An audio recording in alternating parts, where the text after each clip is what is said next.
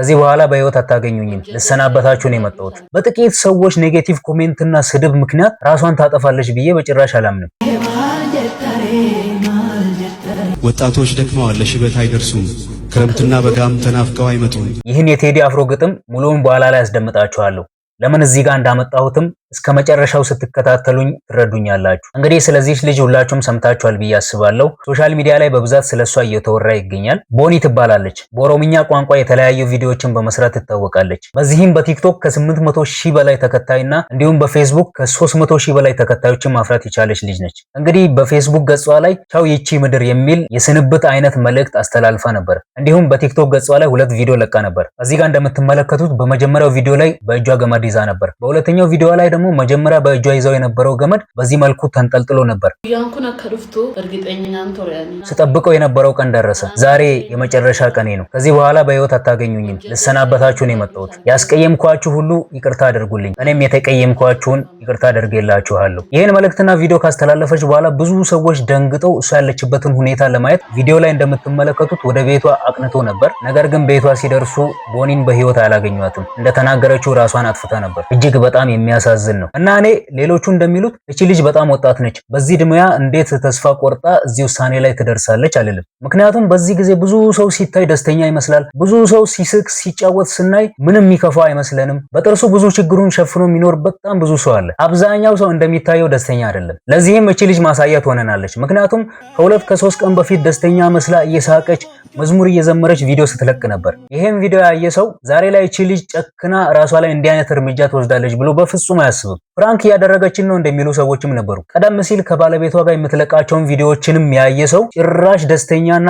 እንዲህ አይነት ነገር በጭራሽ ታደርጋለች ብሎ የሚገምት ማንም ሰው አይኖርም። ለዚህ ነው የሳቀ ሰው ሁሉ ደስተኛ ነው ማለት አንችልም ያልኳችሁ። በእርግጠኝነት እቺ ልጅ እዚህ ውሳኔ ላይ እንድትደርስ ያደረጋት በህይወቷ ያጋጥማት በጣም ከባድ ችግር ይኖራል። አሁን ላይ ብዙ ሰዎች እቺ ልጅ ራሷን እንድታጠፋ ያደረጋት ኮሜንት ላይ የሚሰጡ ኔጌቲቭ ሐሳቦችና በተደራጀ መልኩ በተደጋጋሚ የሚደርስባት ስድብ ነው እያሉ ይገኛሉ። ይሄ ነገር በተወሰነ መልኩ ትክክል ቢሆንም ራሷን ያጠፋችው ሙሉ በሙሉ በዚህ ምክንያት ነው ብሎ መደምደም አይቻልም። ምክንያቱም እኔ እንዳየሁት ብዙ የሚወዷት ሰዎች፣ ብዙ የሚከተሏት ሰዎች እንዳሉ ነው። እናም ያ ሁሉ ሰው የሚወዳት ልጅ፣ ያ ሁሉ ሰው የሚከተላት ልጅ በጥቂት ሰዎች ኔጌቲቭ ኮሜንትና ስድብ ምክንያት ራሷን ታጠፋለች ብዬ በጭራሽ አላምንም። ይሄ ማለት ግን የሚጻፉ ኮሜንቶች ምንም አይነት ተጽዕኖ የላቸውም እያልኩ አይደለም። አንዳንድ በየቦታው እየሄዱ መርዛማ ኮሜንቶችን የሚጽፉ ሰዎች አሉ። ምናልባት እነዚህ ሰዎች ከጥቂት ሰዓታት ከጥቂት ቀናት በኋላ የጻፉትን ነገር ይረሱት ይሆናል። ነገር ግን ያ ኮሜንት የተጻፈበት የተሰደበው ሰው ላይ ከባድ ተጽዕኖ ይፈጥራል። ሰውየው ራሱን እንዲጠላ፣ በህይወቱ ተስፋ እንዲቆርጥ ሊገፋፋው ይችላል። እና አደራችሁን የምንጽፋቸውን ኮሜንቶች የተጠነቀቅን ቢሆን ባይ ነኝ። እና እህታችን ቦኒ በኮሜንት ከሚሰነዘርባት ኔጌቲቭ ሐሳቦችና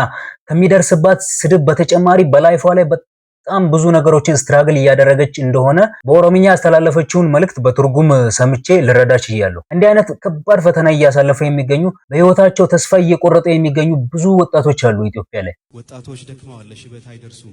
እነዛ ተስፋ የሚቆርጡ ወጣቶች ያለ ምክንያት ተስፋ አይቆርጡም። ምናልባት የራሳቸው የግል ህይወት፣ ምናልባት የቤተሰቦቻቸው ጉዳይ፣ ምናልባት ደግሞ በሪሌሽንሺፓቸው ምክንያት ተስፋ እየቆረጡ ያሉ ብዙ ሰዎች አሉ። ለዚህም ነው እቺ ልጅ ወጣት ሆና እንዴት ተስፋ ትቆርጣለች አልልም ያልኩት። በህይወታችን እጅግ በጣም የሚፈትኑን በብዙ ስትራግል የምናረጋቸው ነገሮች ይገጥሙናል። በዚህ ጊዜ በተቻለን መጠን ከፈጣሪያችን ጋር ያለንን ነገር ማጠንከር፣ ወደሱ መጠጋት አስፈላጊ ነው ብዬ አምናለሁ። ምንም ነገር ቢፈጠር ግን መሞት መፍትሄ አይሆንም። ራስን ማጥፋትም እረፍት አይሆንም። በእስልምናው ብንሄድ ራስን ማጥፋት ሐራም ነው። ነፍሶቻችሁን አትግደሉ፣ አላህ ለእናንተ አዛኝ ነውና ይላል። በክርስትናውም ቢሆን ራስን ማጥፋት ከባድ ኃጢአት ነው። ህይወት የፈጣሪ በመሆኑ ህይወትን የመስጠትም ሆነ የመውሰድ ስልጣን ያለው እርሱ ብቻ እንደሆነ ያስተምራል። ስለዚህ እንዲህ አይነት ሐሳብ ውስጥ ያላችሁ ሰዎች እባካችሁ አስተውሉ።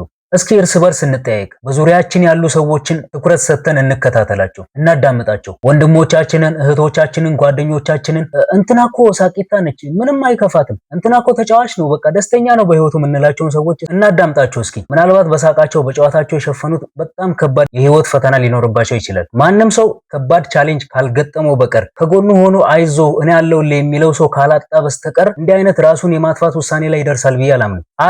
አለውልሽ የምትል አንዲት ቃል ለሌሎች ሰዎች የህይወት ተስፋ ልትሆን ትችላለችና እባካችሁ ችላ እንባባል። የእህታችንን የቦኒን ነፍስ ፈጣሪ ይማር፣ ለቤተሰቦቿም መጽናናትን እመኛለሁ። ቅድም የጀመርኩት የቴዲ አፍሮ ግጥም አሁን ስላለንበት ዘመን ቁልጭ አድርጎ የሚያሳይ ነው ብዬ አምናለሁ።